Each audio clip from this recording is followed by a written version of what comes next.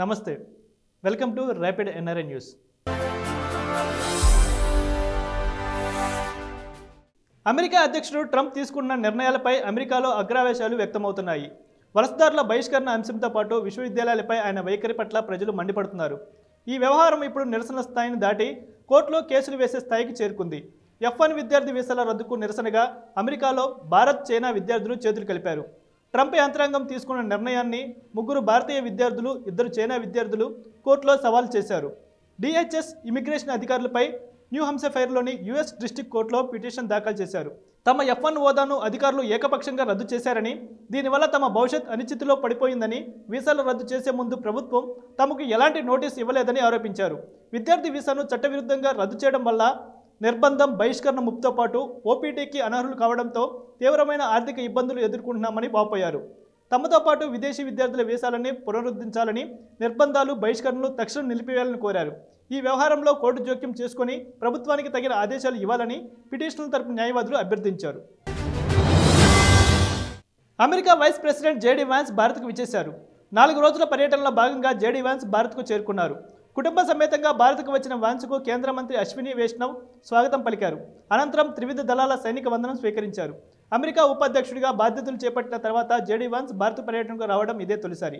భారత పర్యటనకు వచ్చిన అమెరికా ఉపాధ్యక్షుడు JD Vance, second lady Usha Vance, వారి పిల్లలు ఇవాన్, వివేక్, మీరాబెల్ మొదటగా న్యూఢిల్లీలోని స్వామినారాయణ్ అక్షర్ధామ్ను సందర్శించారు.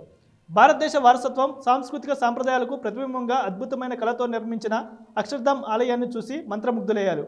అక్షర్ధామ్ ఆలయ ప్రాంగణంలో పొందుపరచబడిన సామరస్యం, కుటుంబ విలువలు, కాలాతీత జ్ఞానం సందేశాలను వారు అభినందించారు.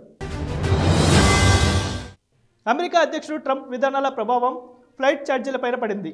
ఈ వేసవిలో ఆశ్చర్యకరంగా అమెరికాకు విమాన ఛార్జీలు పడిపోయాయి. అధ్యక్షుడిగా డొనాల్డ్ ట్రంప్ బాధ్యతలు చేపట్టిన తర్వాత అనుసరిస్తున్న విధానాల కారణంగానే ఈ ట్రెండ్ చోటు చేసుకుంటుందంటున్నారు పరిశోధకులు. ఇక ఢిల్లీ, అమెరికా విమానాల ఛార్జీలు 10 నుంచి 15% వరకు తగ్గాయి.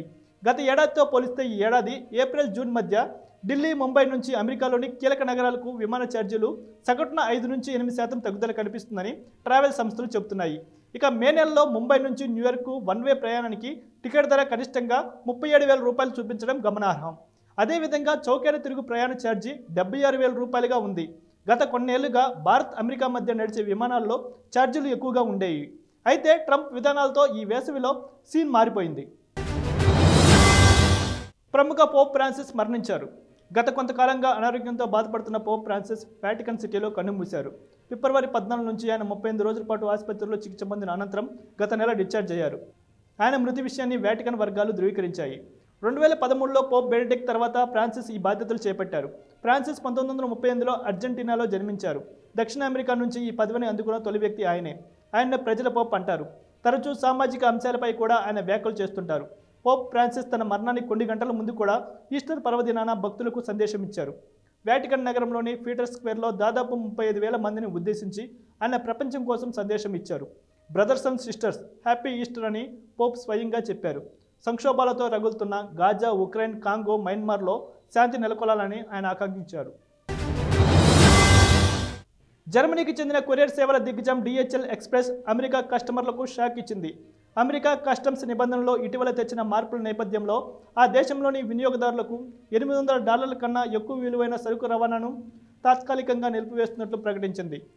కొత్త నిబంధనలతో షిప్మెంట్ల క్లియరెన్స్కు ఎక్కువ సమయం పడుతుందని పేర్కొంది.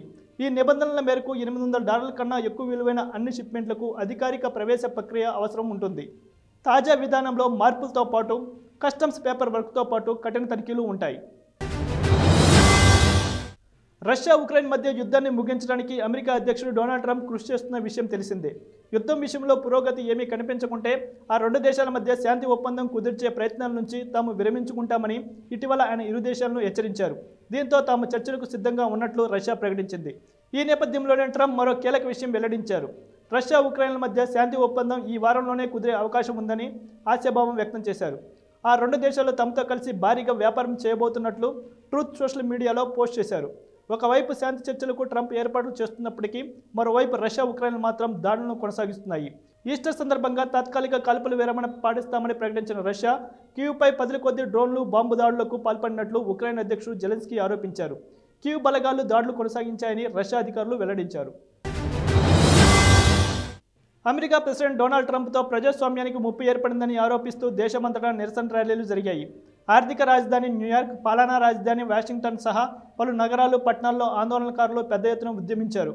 అధ్యక్షుడి నివాస భవనం, వైట్ హౌస్ ఎదుట ఆందోళనకారులు నిరసన ప్రదర్శన నిర్వహించారు.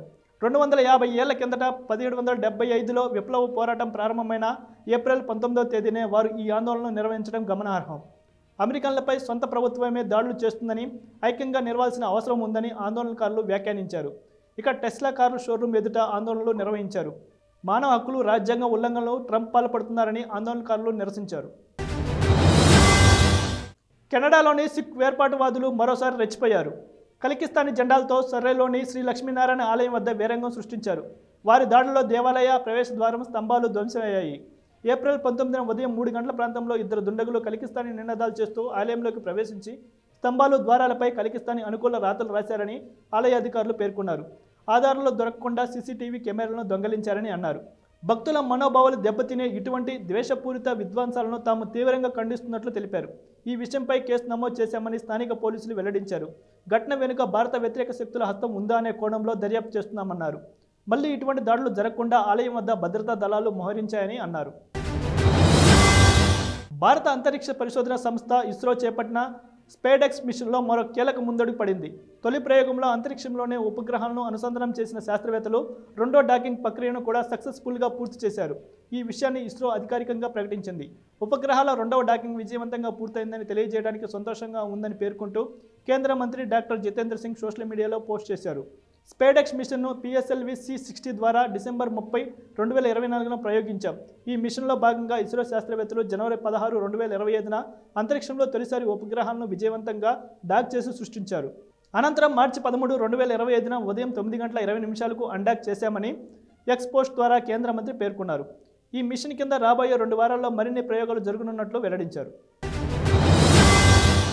అంతర్జాతీయ అంతరిక్ష కేంద్రంలో దాదాపు 7 నెలల పాటు పరిశోధనలు పూర్తి చేసుకుని సోయాజ్ క్యాప్సూల్ భూమికి సురక్షితంగా చేరుకుంది. దీనిలో రష్యాకు చెందిన 2, అమెరికాకు చెందిన 1 వ్యోమగామి ఉన్నారు. కజకిస్తాన్లో ఇది ల్యాండ్ అయింది. పారాచూట్ సహాయంతో ఎలాంటి ఆటంకాలు లేకుండా ఇది కిందకి దిగిందని రష్యా అంతరిక్ష సంస్థ రోస్కాస్మోస్ ప్రకటించింది. ఈ 3 వ్యోమగాములు 220 రోజుల పాటు అంతరిక్షంలో గడిపారు. భూమి చుట్టూ 3520 సార్లు పరిభ్రమణలు పూర్తి చేశారు. వీరిలో నాసాకు చెందిన వ్యోమగామి డాన్ పెటిల్ ఆదివారమే తన 70వ పుట్టినరోజు వేడుక చేసుకున్నారు. జపాన్కు చెందిన వ్యోమగామికి ISS బాధ్యతలు అప్పగించి వీరు భూమికి తిరిగి వచ్చారు. వైద్య పరీక్షలు, భూ వాతావరణానికి అలవాటు పడటం కోసం వారిని శిబిరాలకు తరలించారు.